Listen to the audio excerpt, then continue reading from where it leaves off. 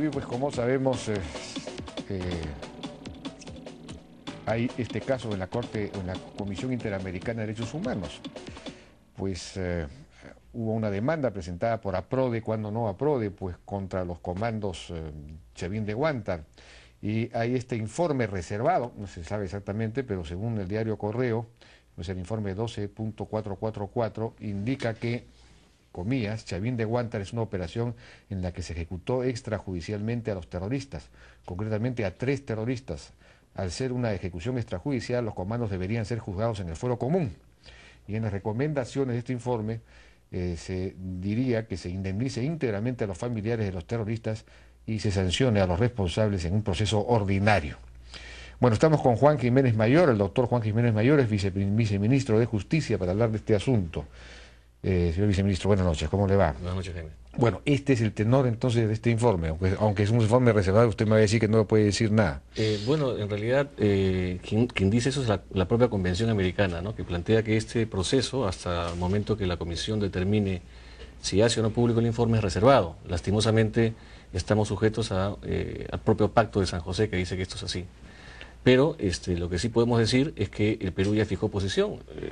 La posición de la Comisión está de este lado, la posición del Perú está de otro lado. No estamos en este caso siguiendo la Comisión Interamericana y hemos planteado el día 15 de agosto de este año ya una posición en blanco y negro, fijando los puntos que el Estado considera en donde no estamos asumiendo responsabilidad y donde no nos estamos allanando a ninguna de las recomendaciones que ha planteado la Comisión Interamericana. Pero sin embargo, han pedido una ampliación de plazo, esta ampliación de plazo para que la Comisión sea que presente el informe ante la Corte o, en fin, o lo publique, pero resulta que se pide ampliación de plazo prácticamente cuando uno de alguna forma se allana o se allana a la mayor parte de las recomendaciones. Esa es una especulación que ha salido en los últimos días por parte de algunas personas que han señalado de que esto sería así.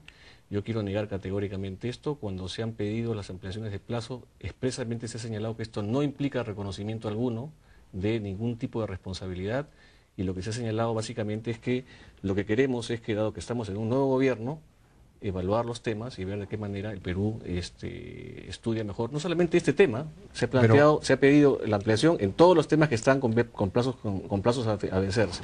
Bueno, pero según el artículo 46 del reglamento de la Comisión Interamericana de Derechos Humanos, se puede pedir ampliación cuando se reúnan las siguientes condiciones. A, que el Estado haya demostrado su voluntad de implementar las recomendaciones contenidas en el informe sobre el fondo, mientras la adopción de acciones concretas e idóneas orientadas a su cumplimiento. Bueno, mediante la adopción de acciones concretas y no sé, que el reglamento es clarísimo. Si ustedes han presentado, si el gobierno... Sí, pero es un tema excepcional también de prácticas internacionales que se hacen ante la propia Comisión. O sea, digamos, las normas, efectivamente eso lo dice el reglamento, pero más allá del reglamento también existen prácticas dentro de la Comisión que se pueden plantear. Entonces, ¿para qué se ha planteado una ampliación de plazo si no es para... Fíjese, a ver, lo que pasa es lo siguiente. Es un plazo de vencimiento dentro del cual pueden suceder dos cosas. O que la Comisión Interamericana disponga presentar el caso ante la Corte, es decir, demandar al Perú ante el sistema interamericano, plantear ya un contencioso, en el escenario en el que no estamos todavía. Y lo segundo es que la Comisión considere solamente hacer público el informe. En donde ya no entramos a la Corte, sino entramos a un escenario en donde la Comisión considera que el Perú, digamos, ha incumplido algunas normas del pacto, y esto se plantea como un asunto de conocimiento general. Estamos ante esa posibilidad también. Déjenos trabajar en la vía de poder conseguir, dentro del marco de la defensa del Estado, las mejores posibilidades. Bueno, me imagino que el Ministerio de Justicia tiene la información de que la Comisión probablemente va a demandar al Perú, y entonces ustedes están pidiendo un plazo para ver a qué cosas se pueden allanar. Bueno, eso es parte de la estrategia de defensa que estamos... O sea que es posible eso. Está dentro de cualquier posibilidad. Nosotros lo que estamos tratando de hacer acá... allanarnos. No, perdón, no estoy diciendo eso. Estoy diciendo de que estamos manejando una estrategia de defensa en este caso, que no implica en ningún caso el allanamiento a ninguna recomendación. Y eso quisiera, por favor, que quede muy claro. Nosotros no estamos aquí cuestionando la labor de los comandos, ni estamos cuestionando aquí lo que ha ocurrido en este caso. Aquí hay que separar dos cosas. Aquí hubo una operación militar de comandos que hicieron un rescate exitoso de la residencia de la Embajada de Japón. Y luego de este rescate exitoso hubo un tema que es materia de una investigación en este momento ante la jurisdicción ordinaria.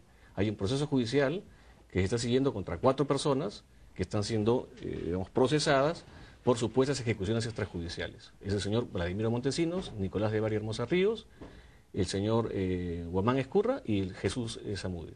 Estas 4 personas están siendo procesadas. El resto de personas han sido, sus casos, el caso ha sido sobreseído.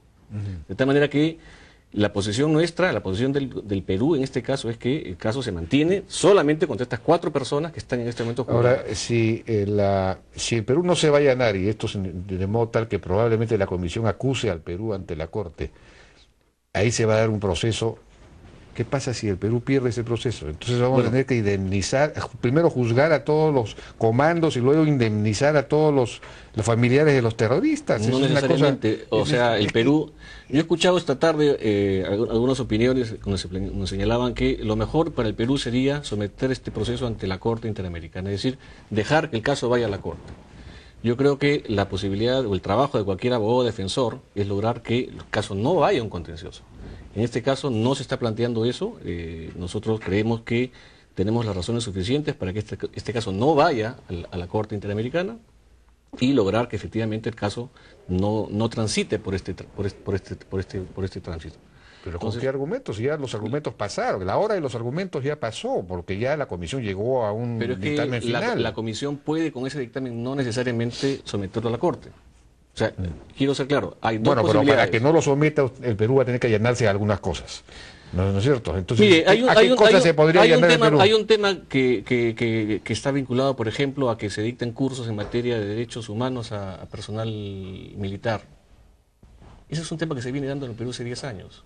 Hay miles de oficiales y personal militar y policial que están siendo materia ya de cursos en derechos humanos. Esto ya se viene dando. Hay que informarlo a la Corte, hay que plantear eso a la Comisión. Eso que hay recomendaciones que hacen que ya se vienen aplicando.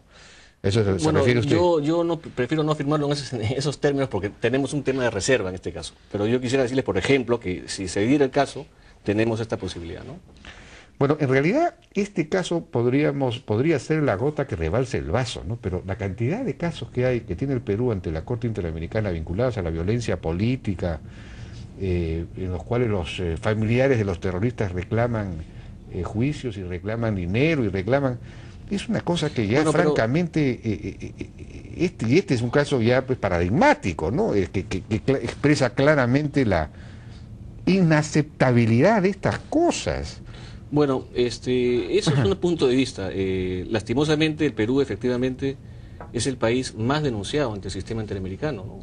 Tenemos más de 340 casos ante la Comisión. El segundo país es Argentina con 209, Colombia con 183, Colombia que tiene un conflicto interno hace muchos años, más que el Perú todavía. Entonces, aquí tenemos un problema que es la enorme agenda que tiene que resolver el gobierno en relación a este punto. Y yo no creo que todo esté vinculado a temas de violencia armada, porque también tenemos, en el caso del Perú, muchas sentencias que ya ha visto la propia Corte que no están vinculadas a esos temas. Por ejemplo, el caso de los pensionistas, de los 4 pensionistas, o... Bueno, hay algunos, claro, ¿no? Que no, pero sí no están vinculados a esto, ¿no? Nos preocupa la posición que pueda tener este gobierno, ¿no? Porque el propio ministro Eguiguren ha dicho ahora en la Comisión Interamericana de Derechos Humanos, bueno, no solamente ha dicho que nos comprometemos a dar cumplimiento a las decisiones de la Corte y las recomendaciones de la Comisión, o sea que, como repito, si la Corte determina que hay que procesar... Eso en los casos, en donde efectivamente exista razonabilidad por violaciones flagrantes a derechos de las personas, ¿no? Bueno, o sea que si consideramos que no tiene razón la Corte, pese a que... Bueno, en este caso yo quiero afirmar enfáticamente, en este caso particular, y en el caso de los comandos, esto ya es clarísimo, porque además la Corte Suprema del Perú lo ha establecido, no existe ilícitos cometidos por estas personas. El único tema que está en discusión acá son estos cuatro procesados. Sí, pues, pero la Comisión no piensa lo mismo, ¿no? Sí, pero entonces, por eso, déjenos trabajar, estamos en esta pelea. Bueno, pero como le digo... Confíen en los abogados del Estado. El ministro también ha dicho, la actitud del Estado en su misión en la OEA es que nuestro gobierno no considera que la defensa pueda separarse de un compromiso ético y moral con los derechos humanos. No entendemos la defensa del Estado como la defensa de violadores de derechos humanos ni de asesinos. Ese es nuestro compromiso. Pero hay muchos casos que están ante la Corte en los cuales efectivamente se está acusando de violador a supuestos violadores de derechos humanos o a supuestos asesinos, donde el Estado tiene que defender la posición del Estado. No puede allanarse. Es decir, lo que está diciendo acá el ministro es nos vamos a allanar en todos esos casos. Eso es lo que está diciendo. Sí, pero hay que separar los casos en donde efectivamente hay violación de derechos, y en los casos en donde esto no es así. El Estado va a asumir una posición firme frente a casos en donde el Estado tiene la razón, en donde efectivamente no podemos tolerar que exista avasallamiento contra los derechos de las personas. Pero si estamos en un escenario en donde efectivamente la persona es un delincuente que ha violado, que ha asesinado personas, ¿por qué el Estado va a tomar una posición de defender a esta persona? Esto tiene que pasar por los causas de juzgado. Nadie tiene impunidad en este país ni en el mundo. O sea, hay que perseguir a las personas que efectivamente... Bueno, pero hay ¿no? hay una defensa de hecho, de oficio. Digamos, todos los casos de todos modos son controvertibles o controvertidos. No creo que haya una cosa que sea absolutamente negra.